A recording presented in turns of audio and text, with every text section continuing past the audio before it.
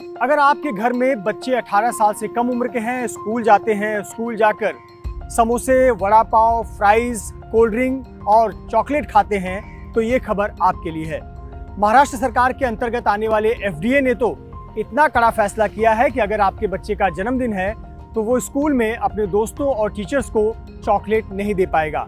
इतना ही नहीं, 15 अगस्त 26 जनवरी को ध्वजारोहण के बाद मिलने वाले मीठे लड्डू और समोसे भी अब आपको नहीं मिलेंगे। आखिरकार एफडीए ने इतना कड़ा फैसला क्यों किया है और क्या क्या चुनौतियां सामने आने वाली है, ये खबर हम आपको बताएंगे। नमस्कार, मैं हूं मृत्युंजय सिंह और स्वागत है आपका एबीपी न्यूज के डिजिटल पेज पर। महाराष्ट्र के चर्चित आईएएस अधिकारी हैं तुकाराम मुंडे। जिस विभाग में जाते हैं वहां हड़कंप मच जाती है। पिछले कुछ महीने से एफडीए फूड एंड ड्रग्स विभाग के कमिश्नर बनाए गए हैं, यानी कि खराब गुणवत्ता वाला खाना परोसने वालों की शामत आ गई है।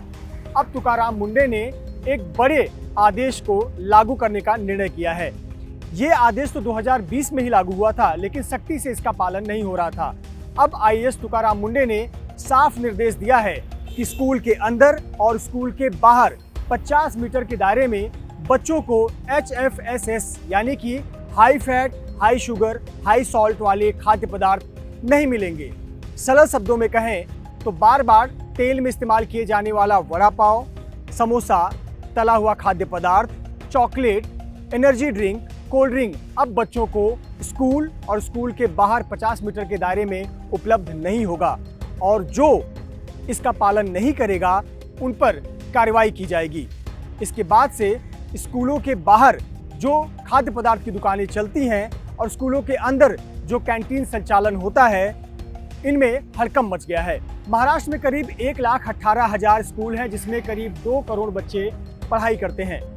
महाराष्ट्र का एफडीए विभाग इन बच्चों में फूड कल्चर विकसित करना चाहता है, यानी बच्चों को शुगर और ट्रांस फैट खाद्य पदार्थों से बचाना चाहता है।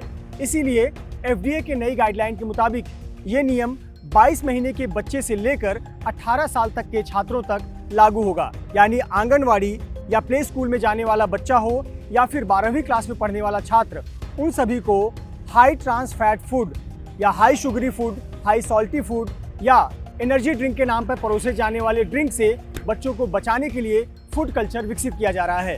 एफडीए ने जो नए गाइडलाइन जारी करते हुए प्रमुख फैसले लिए हैं, उसमें पहली महत्वपूर्ण बात है कि मिड डे मील हो या स्कूल की कैंटीन, इसका संचालन करने वाले के पास में FSSAI लाइसेंस और रजिस्ट्रेशन होना जरूरी है। अगर FSSAI लाइसेंस या रजिस्ट्रेशन नहीं है तो स्कूल की कैंटीन वो व्यक्ति नहीं चला सकता है। दूसरा महत्वपूर्ण बात यह है कि स्कूल के अंदर और स्कूल परिसर के 50 मीटर बाहर तक HFSS यानी high fat, high sugar, high salty food कोई भी बच्चों को ना बेच सकता है, ना मुफ्त दे सकता है।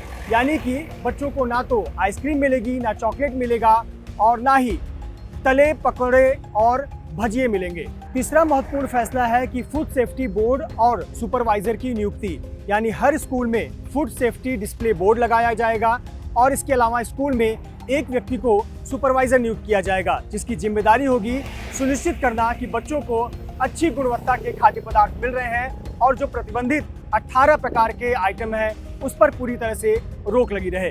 चौथी महत्वपूर्ण बात यह है कि एफडीए साल में कम से कम 2 बार स्कूल में जाकर खाने की गुणवत्ता और कैंटीन की जांच करेगी और अगर नियमों का पालन नहीं हो रहा है, नियमों का उल्लंघन करते हुए पाए गए तो उन पर कठोर कार्रवाई की जाएगी।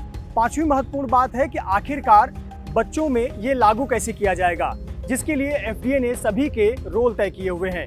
इसको लागू करने की जिम्मेदारी स्कूल के अलावा शिक्षा विभाग, नगर पालिका, महानगर पालिका से लेकर पेरेंट्स की होगी, ताकि बच्चों में ये फूड कल्चर विकसित किया जा सके। और आखिरी सबसे महत्वपूर्ण बात है कि शिक्षकों को एक विशेष ट्रेनिंग दी जा रही है।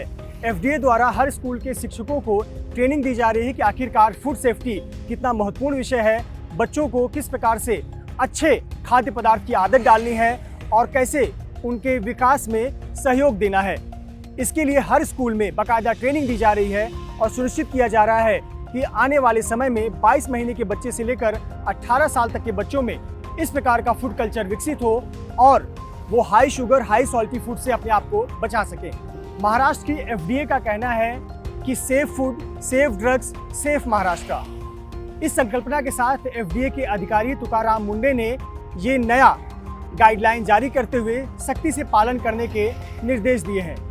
अब आप बताइए कि आपके राज्य में भी क्या इस प्रकार की गाइडलाइन सख्ती से लागू की जानी चाहिए और आपको लगता है कि क्या बच्चे इस नई गाइडलाइन का पालन करेंगे।